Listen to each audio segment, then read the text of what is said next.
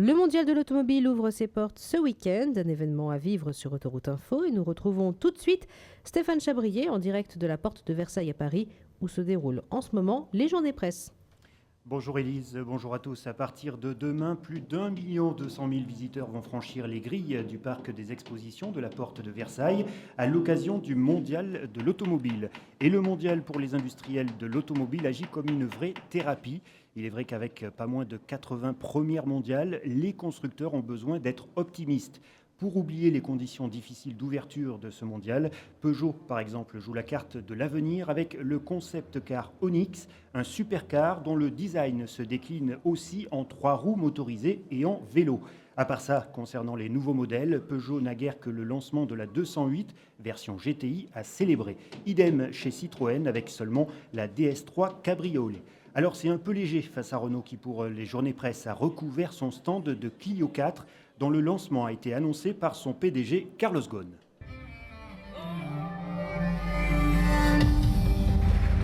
Mesdames, Messieurs, bonjour et bienvenue dans le nouvel univers de Renault. Comme vous pouvez le constater autour de vous, un souffle neuf anime notre stand. Aujourd'hui, Renault a relevé le défi et affiche son nouveau visage avec le lancement de nouvelles Clio. Alors d'ici lundi, il est probable que quelques-unes de la trentaine de Clio laissent la place au reste de la gamme Renault, qui a aussi besoin de vendre des Laguna et autres Latitude.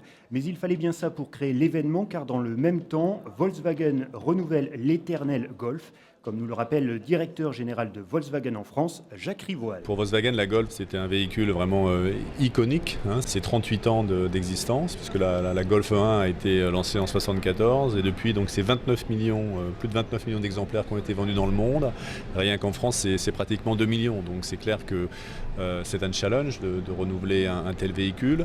Et ce qu'on a voulu faire, c'est bien sûr dans la continuité de ce qui fait le succès de la Golf, c'est de capitaliser sur ce design intemporel.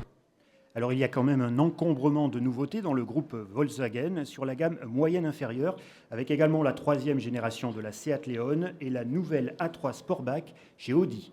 Chez Dacia, on peut découvrir les nouvelles Sandero et Logan et aussi le Docker, un ludospace qui se décline en version utilitaire avec le Van Docker. Généreux en nouveautés, les constructeurs coréens le sont aussi.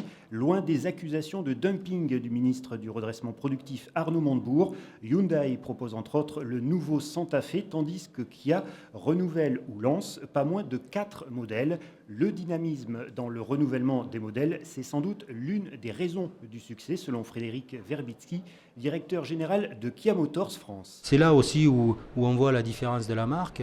Nous présentons 4 nouveaux produits. 2 produits sont des premières mondiales ou européennes et 2 nouveaux produits. Ce qui veut dire qu'aujourd'hui, un client qui vient dans un showroom Kia, il n'y a que des nouveaux produits. Il n'y a pas de produit qui ait une antériorité supérieure à 2 ans. Donc on est toujours dans la nouveauté, on est toujours au fait des attentes des consommateurs. La voiture dite propre tient également son rang avec la nouvelle Toyota Auris et le Sculptural Concept LFCC doté d'une motorisation hybride essence de 2,5 litres de cylindrée et des rejets de CO2 par kilomètre limités à 100 grammes. Chez BMW, le concept Active Tourer présenté cette année est un hybride rechargeable capable de rouler 30 km en mode totalement électrique. De l'électrique, il y en a aussi chez Mercedes avec une SLS AMG 100% électrique pour les rêveurs et la Smart Electric 4 Stars pour les autres. Mais dans l'électrique, c'est aussi Renault qui fait l'événement avec la version commercialisable de la Zoé Z2 qui, déduction faite des aides de l'État, n'est pas plus chère qu'une Clio 1,2 litre à 13 700 €. Enfin, une vraie offre grand public dans le domaine de la voiture électrique. Et tout au long du salon, pendant 15 jours, invité